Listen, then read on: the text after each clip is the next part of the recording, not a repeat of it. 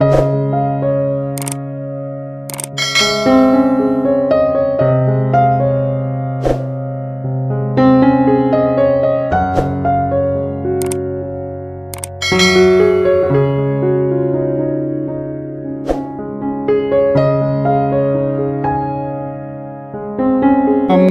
பிரம்மா குரு விஷ்ணு குருதேவோ மகேஸ்வரகா குரு சாட்சா பரபிரம்மம் தஸ்மஸ்ரீ குருவே நமகாம்.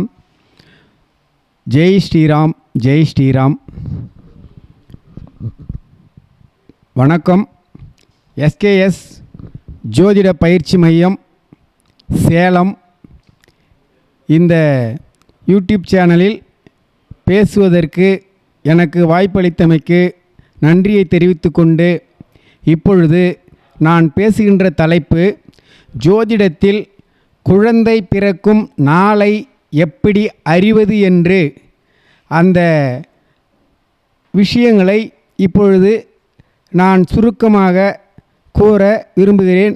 இந்த யூடியூப் சேனல் வாயிலாக எனது பெயர் கவிவேந்தர் கவியரசன், விழுப்புரம் மாவட்டம் கப்பியாம்புலியூர். இப்பொழுது எனது ஜோதிட உரையை துவங்குகிறேன்.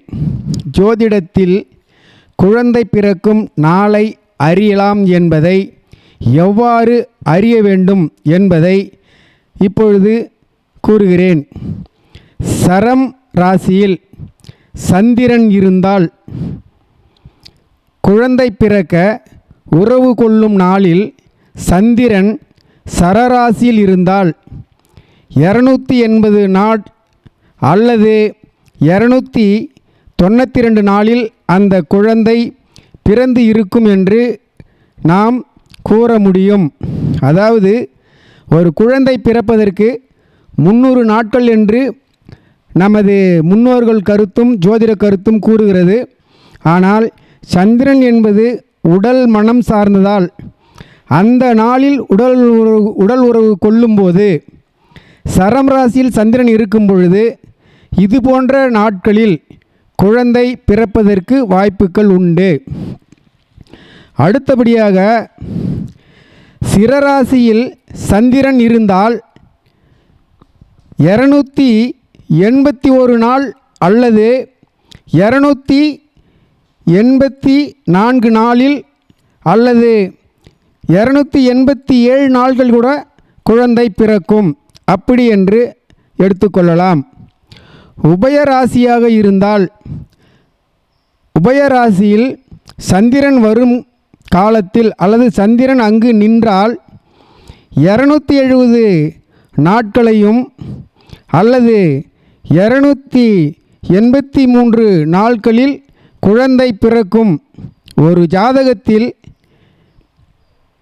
ஜாதகத்தில் ரிஷபம் அல்லது துலாம் ஆகி அதில் சந்திரன் இருந்து சுக்கிரனும் சூரியனும் இணைந்து எங்கு இருந்தாலும் அந்த ஜாதகருக்கு பெண் குழந்தையே பிறக்கும்.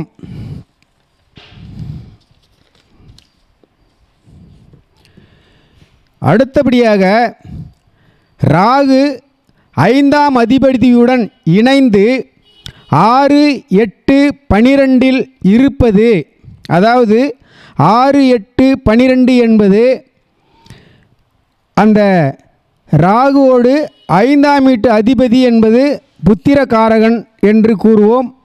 அந்த புத்திரகாரகரோடு ராகு 5ஆம் அதிபதியுடன் இணைந்து 6, 8, 12 இருப்பது பெண் குழந்தையே பிறக்கும்.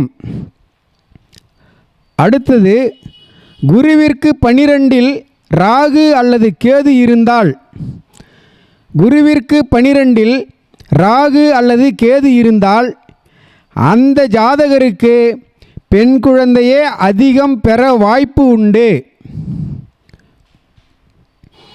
அடுத்ததாக ஆண் ஜாதகத்தில் குரு அஷ்டமாதிபதியாகி தன் வீட்டில் இருந்தால் அந்த ஜாதகனுக்கு ஆண் குழந்தை பிறக்கும். 5க்கு உடைய குரு 6க்கு உடைய சனி சாரம் பெற்று மறைந்தால் அது காரகபாவ நாஸ்தியாகும். ஜாதகருக்கு குழந்தை பேறு இருப்பது மிகவும் கேள்விக்குறியாக இருக்கும். அடுத்ததாக 5க்குடையவர் ராகு கேதுவோடு சம்பந்தம் ஏற்பட்டால் அடிக்கடி கருக்கலைப்பு ஏற்படும்.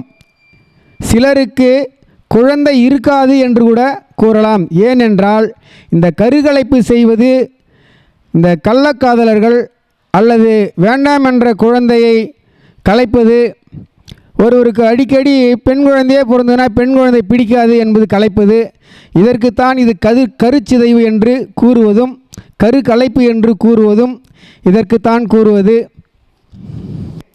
குழந்தை உண்டா இல்லையா என்று ஜாதகத்தில் எப்படி அறிவது?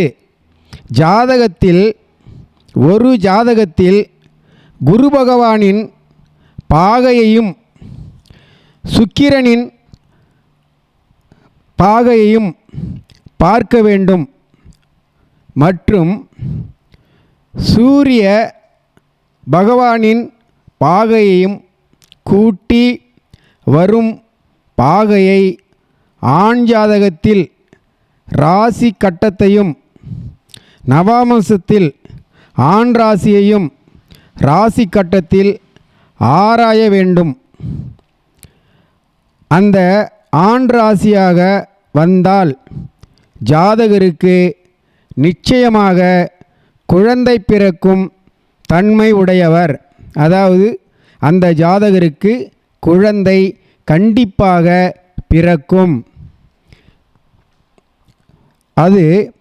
அதுவே பெண் ராசியாக வந்தால் ஆணுக்கும் பெண்ணுக்கும் பொருத்தம் பார்க்கும் பொழுது, அது பெண் ராசியாக வந்தால் ஆணுக்கு மருத்துவ உபாசனை எடுத்துக்கொள்ள வேண்டும், மருத்துவ ஆலோசனை எடுத்துக்கொள்ள வேண்டும். ஏனென்றால் ஆண் குழந்தை அந்த ஆணுக்கு குழந்தை பிறப்பதற்கு வாய்ப்பு குறைவாக இருப்பதால் அந்த ஆணுக்கு மருத்துவ சிகிச்சையை மேற்கொள்ள வேண்டும். அப்படி மருத்துவ சிகிச்சை மேற்கொண்டால் மட்டுமே அந்த ஆணுக்கு குழந்தை பாக்கியம், குழந்தை பிறக்கும் தன்மை இருக்க வாய்ப்பு இருக்கும். இதனை திருமண பொருத்தம் பார்க்கும் பொழுது ஜோதிடர்கள் இதை ஆலோசனை செய்து அந்த இரு மனங்களையும் இணைத்து கொடுத்தால் அவர்களுடைய திருமண வாழ்வு சிறப்பாக இருக்கும். இதைத்தான் ஜாதகத்தில் ஜாதக அனுகூல பொருத்தம் பார்க்க வேண்டும் என்று நன்கு கற்றறிஞ்ச ஜோதிடர்களும் வல்லுநர்களும் ஆராய்ச்சிகளும் கூறுவது உண்டு. இதனை 10 பொருத்தம் பார்ப்பவர்கள் இந்த 10 பொருத்தம் பார்ப்பதனால் இது போன்ற நிலை ஏற்படும் என்பதனை இதன் மூலம் தெரிந்து கொண்டு ஜாதக அனுகூல பொருத்தம் பார்ப்பது மிகவும் சிறப்பானது என்று கூறி, குழந்தை இருக்கா இல்லையா என்பதை அறியக்கூடிய ஒரு சிறு கருத்துதான் ஜோதிடத்தில் இது. இதனை பின்பற்றி கொள்ளவும் அனைவருக்கும் இந்த யூடியூப் சேனல் வாயிலாக நன்றியையும் வணக்கத்தையும் தெரிவித்துக் கொள்கிறேன். நன்றி, வணக்கம்.